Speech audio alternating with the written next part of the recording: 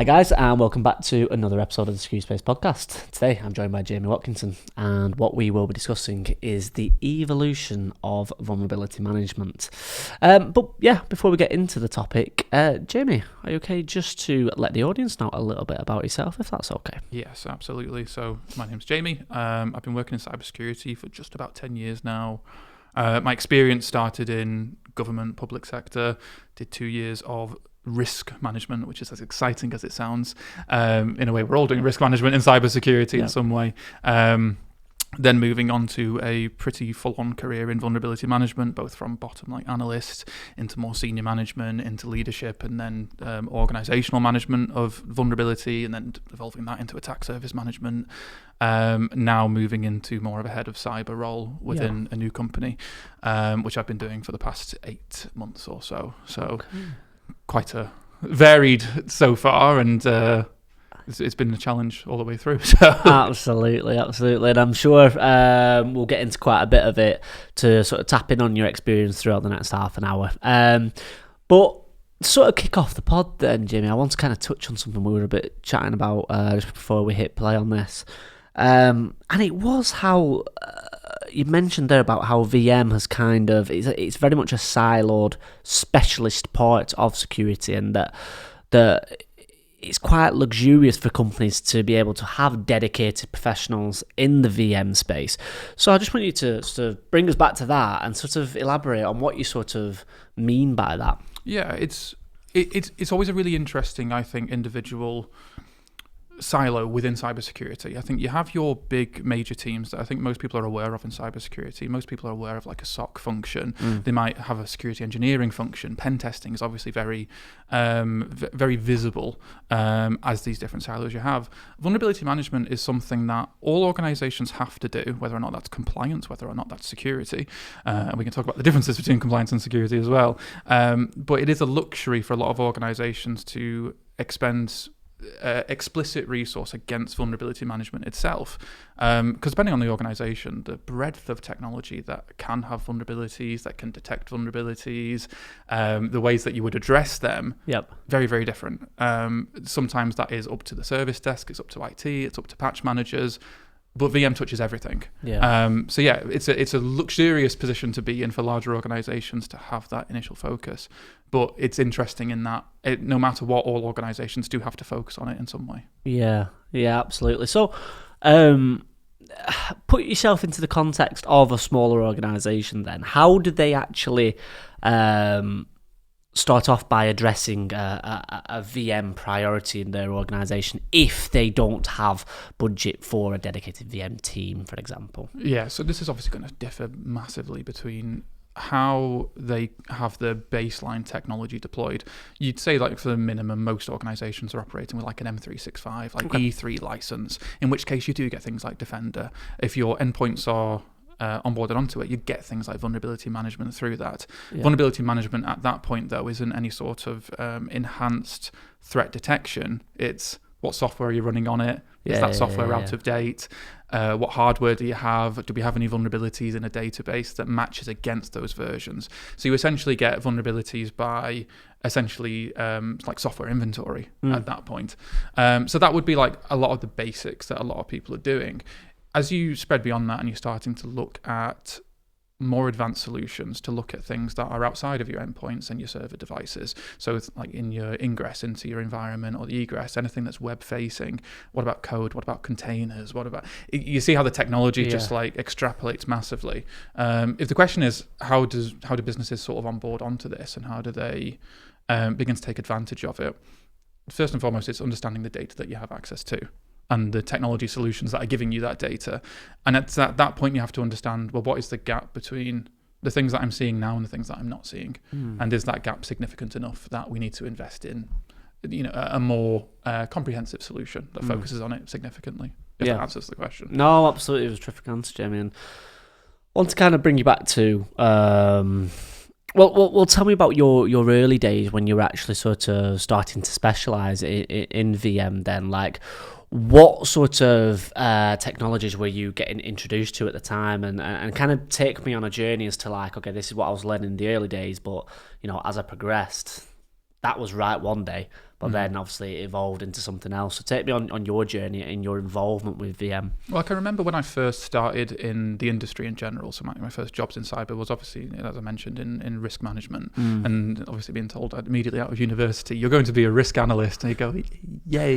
Like, you've just done education and training towards cybersecurity, and think that something's going to be exciting, and then you're working on spreadsheets. And what I found after 10 years is we continue to work on spreadsheets. Spreadsheets never disappear. So what was interesting when doing like risk assessments and risk analysis was finding out that tooling existed that was able to automatically scan something and give me an output that says, and this is like paraphrasing a little bit, but this is how secure it is. And the vulnerability profile of something doesn't necessarily dictate how secure something is, but it at least gives you a perspective of like how out of date is it? Is it being patched? What software is on it? Yep. And I found that really interesting, that for something that tended to be, to some element, if I'm doing like a risk assessment, I have to ask somebody, well, what version is it running? Like, how do you maintain patch management of this? How do you control like users? What a lot of vulnerability management tools do now is they tell you a lot of that information for you. So to answer the question, the technology that we were using at the time was Tenable, with Nessus, as a lot of people seem to know it. Tenable being the enterprise solution that markets itself, but the underlying technology is Nessus, which is a product that's been around for 20 plus years, which has been doing vulnerability scanning and has only become more and more mature and has spread out into other areas of technology to do its scanning. So that's the technology we got our hands on. The ways that it did that was interesting, or at least the way that we deployed it within the government area I was working in. They were very anti-agent deployments, so that meant we had to deploy hundreds of scanners, maybe not hundreds, but quite a lot of scanners across the network. Certain rules had to be opened up so that the scanner could see things. You have to get credentials sorted so that they could authenticate to these devices. So huge amount of legwork to just get that initial data into the system. So that's how it kind of started for me. Yeah. Okay. Really interesting. And you mentioned there obviously about the patch management and the vulnerability scoring. I wanted to kind of just unpick that a little bit and like, what actually is the vulnerability scoring? What's it actually assessing? Because like I say, in a lot of threat intelligence teams and a lot of security teams, they know there's a lot of sort of risks coming into the company like well beforehand because it's their job to do so. But they use a prioritization matrix where it's like, yeah, we know that that's a threat, but it's not sort of business critical. It's not affecting the crown jewels. What are the actual metrics that they are scanning for? Do you mean the technology, or do you mean what, like? No, more like okay, this is like a high risk because we've had a credential leak on the CEO, and therefore they can get in and gain a lot of privileged access and see a lot of things compared to if I'll use the same example. Okay, we've had a credential leak on our, I don't know, receptionist, and they won't have lots of access to everything. So it's a risk. We need to solve it, but like I say, it can wait for a little bit. Yeah. So you talked about a few different things there, so I'll try and break it down from my understanding from a vulnerability management perspective. So it's hard because sometimes we get into compliance and sometimes we get into the way that some either compliance matrices want you to look at vulnerabilities versus what's good for the organization to be looking at vulnerabilities. So if we take this down from like baseline level, you're probably aware of CVEs for everyone who's not. It's the common vulnerability enumeration. It's the way that we get consistency amongst vulnerabilities. And they're all assessed against a score. And to a lot of people, they might not realize that something that is a critical, a high, medium, or a low, those scores are calculated in the same way. So they all come across the same. For example, if we look at a vulnerability and we look at how can that vulnerability be exploited? Is that over a network? Do you have to be on a parallel network? Do you have to be on a local network, or physically on the device itself? These are all things that you can select that will adjust the score of something. So if you're looking at a perfect 10 vulnerability, there's two perfect 10 vulnerabilities. The calculation for that and the elements that make it a 10 are going to be very, very similar, if not the same, because the calculation is set in stone. As long as you put the parameters in the right way, a score is output in that sense. So that's what a CVSS score essentially is. You are getting a score based on the parameters of how that vulnerability works. That is the metric and the baseline for how we all assess vulnerabilities. But what changes from that? So if we take, for example, let's say you're an organization that really focuses on availability instead of things like confidentiality. Your business, you don't care about the information itself, just that the service has to be available. Yep. If you adjust the metrics within that CVSS calculator and say that, well, my availability is not impacted at all, but confidentiality and integrity would, as a business, confidentiality and integrity is fine. If it gets lost, we're losing like data that doesn't really matter to us. Yeah. That vulnerability is scored higher than a vulnerability that would be calculated with your availability being absolutely, but none of your confidentiality and integrity being affected. Yes. It is much easier to demonstrate on like the calculator seeing it in front of us. Yeah. But the point being, from a business perspective, one of those vulnerabilities is rated much higher from a baseline perspective of just the scoring. But to the business, you don't care about the thing that's confidentiality and integrity because your business doesn't hold any data that you care about losing. But the availability of that platform is massive. So it's just an example of how I think as well, if you look at the calculation, I might be wrong, but maybe someone else can check it. If you set the availability to maximum, as in total loss of availability, but the confidentiality and integrity is like there's no impact against it whatsoever, I don't think that vulnerability can be a critical. So if you just use those baseline metrics and you don't take any consideration to business context, you are not giving yourself the best opportunities to actually address risk to the organization. And there's another thing that you mentioned, which is like credentials being lost, for example. You know, we talk about that as more like weaknesses rather than vulnerabilities. And this is the hard part about terminology. Because if we talk about vulnerabilities, some people write risks as in vulnerabilities. They'll describe a risk as in a lack of a control. Yes. Some people describe the lack of a control as a vulnerability. Some people describe having a weakness in a system as a vulnerability. So sometimes the terminology can be difficult from a board level to communicate in a way that we're all speaking the same language. And especially when it comes to a compliance space as well, if PCI DSS, which is your payment card industry standard, tells you you're not allowed any critical vulnerabilities, or all critical patches and updates need to be applied. What's critical in that example? Are we talking about critical vulnerabilities? We're talking about critical to you, and how is that at odds with maybe expectations of clients and customers as well? Yeah. So hugely different language that a lot of people are dealing with, which can make it really difficult to all be speaking the same language when we talk about how we address vulnerabilities. And it sounds like there's a lot of subjectivity and ambiguity around VM, which is worrying because it sounds like obviously everything needs to be singing off the same hymn sheet. Now, where I wanted to kind of move this to, Jamie, was a little bit, because I'm going to tap into a previous life of mine when I was in recruitment in cybersecurity. And just vulnerability management in itself, in terms of the actual cyber ecosystem, is not the biggest. Like you've got your SOC, you've got your CTI, and you've got your incident response, and you tend to kind of brand them as the Holy Trinity, as the blue side. Now, explain to me and explain to viewers, where does VM sit in that, and why is it not seen as sexy as the Holy Trinity? Yeah, I've got a funny anecdote first, which is when in the last organisation I was working with, we were bringing in some apprentices into the team, and there was 4 silos that we were working in. We had security engineering, which is all your implementation of security and management of security. You have the SOC team, which everyone knows what the SOC team does. Yeah. We had pen testing. Then we had my team, which was vulnerability management. And the apprentices got to choose which ones they would like to focus on in terms of getting in there. And of like the 40, 50 apprentices, we had 25 that want to go into your SOC teams. Your 20 or so want to get into pen testing. Your 10 that want to go into security engineering. And 0 wanted to go into vulnerability management at the time. It's hard not to take it personally in some ways. And I think that goes to show I think it straddles the line very delicately between a technical role and like a GRC role. Yeah. And a lot of people, when they talk about GRC, go, oh yeah, GRC is where you moonlight your career because it's less technical, less to keep up with. It's all just policy, sending emails and stuff. Obviously, it's way more important than just sending emails and stuff. But sometimes the perspective of GRC is that it's also not glamorous in some ways because I can't think of a single time, sorry, I can think of a few times, but my common communication with the rest of the organisation as a vulnerability manager is not good news. Right. I am like the horseman of the apocalypse. If I'm messaging the Mac service manager or the Windows service manager, morning, how's things going? And the instant reaction is, it's about to go really badly, isn't it? Because you found something that needs to be sorted. And that can be the case. So that's kind of like I think the perspective and the challenge to get people involved in it. Because if you're interested in vulnerabilities, well, they want to be a pen tester because they think, I want to find vulnerabilities and I want to report on them.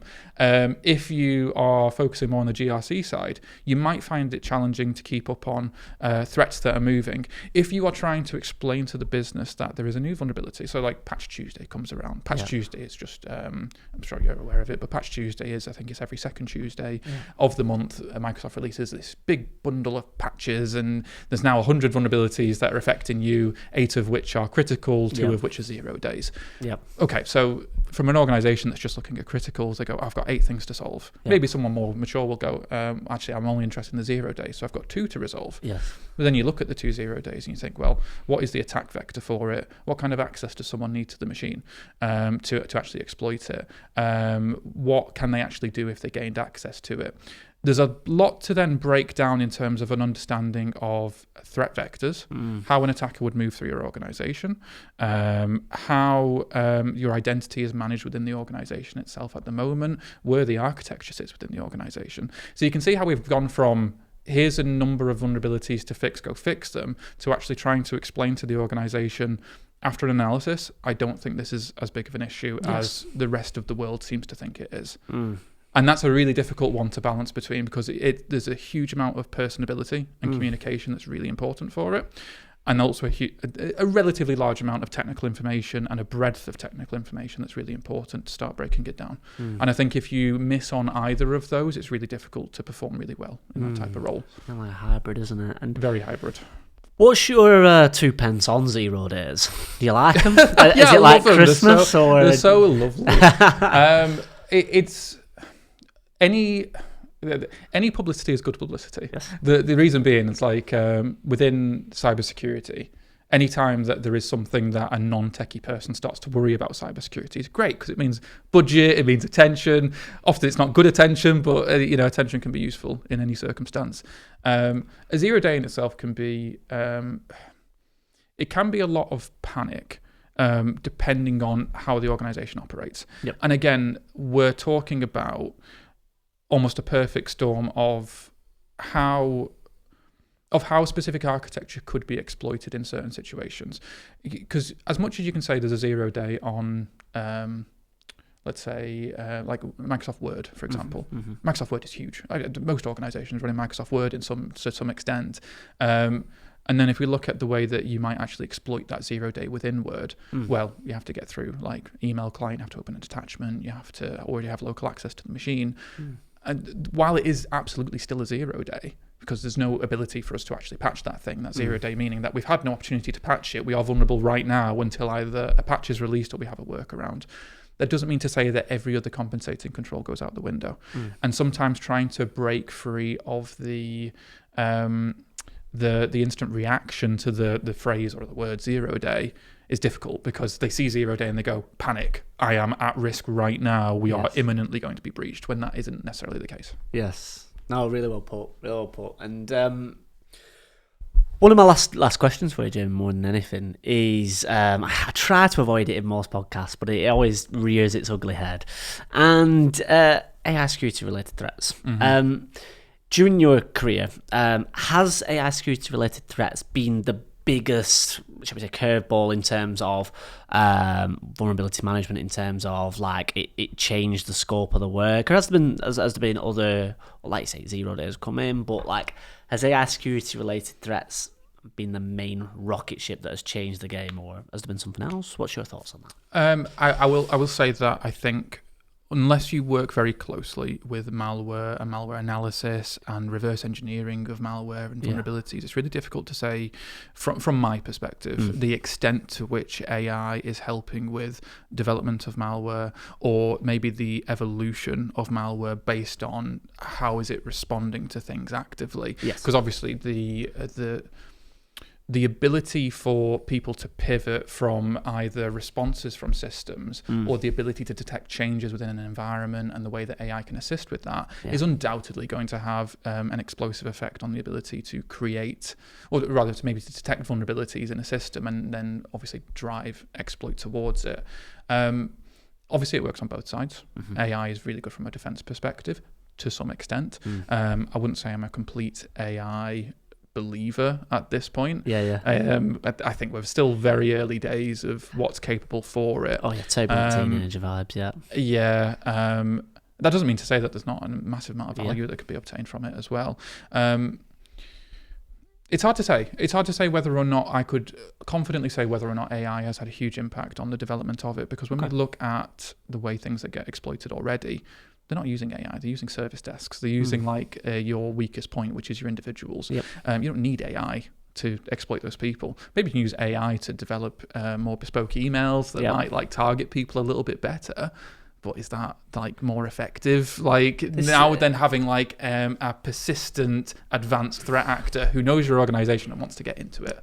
That's the challenge, really. And like I said, then it goes back to how do you define vulnerabilities? We're talking about weaknesses in systems. We're talking about weaknesses in the organization, which is either people, process, procedure, or technical. That's it. And I literally I was chatting with Lee Howard on another podcast today, and we were sort of bringing up, obviously, the fact of JLR, MS, Harrods, and how it obviously was a sophisticated attack, but it wasn't at the same time. It literally was socially engineered, obviously through a supply chain as well, but like it literally was social engineered through a service desk. And even another podcast I was doing, it was all about the simplest forms of communication. We were talking about sort of illicit terrorist groups and how they communicate, and we were discussing over Telegram, but we're actually saying how some literally just use Gmail and they leave a draft message and then they log in and then they read that, and it's like, so it doesn't go over the internet, and it's just like the simplest forms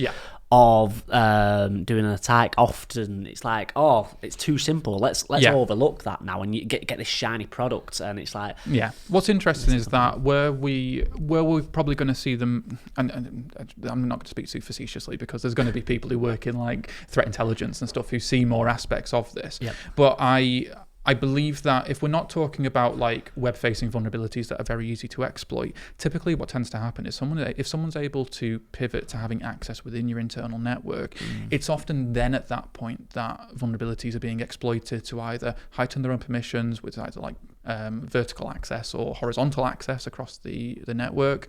Because once they've got local access to a machine, they might just have basic user access. So then it's exploiting the vulnerabilities that might exist within that unpatched system that then allows them to escalate their own privileges. So because typically what most people are interested in is those web-facing vulnerabilities. It's a firewall that you can manipulate in some way to gain access to it, and then obviously that's terrible in a lot of ways. But if we're exploiting service desk staff, because your T1 service desk analyst technician, he's only as good as the playbooks and the permissions that you give him and the access that they would be allowed to actually give to a potential malicious attacker. But it's once they then pivot onto the network, assuming you've done as much as you can to lock down that access, that's when your internal vulnerability management has to be as good as it can be to stop that more persistent, like tunneled access to the rest of the organization. So Jamie, to finish on them, what does the future of VM actually look like then? Look into your crystal ball and offer us a little bit of wisdom. Where do you sort of foresee VM going? It's not so much where it's going. I think it's where it needs to catch up to, and organizations need to catch up to. Because if we think about the history of VM and where we've gone from just looking like open ports and common weaknesses to then doing more sort of like your Tenable, your Qualys, your Rapid7 scanning instead, and then trying to meet compliance requirements. This is where most organizations stop. They have met the compliance requirements, they are doing the scanning. We're PCI DSS, so we scan quarterly, and apparently quarterly is enough to be secure from a PCI perspective.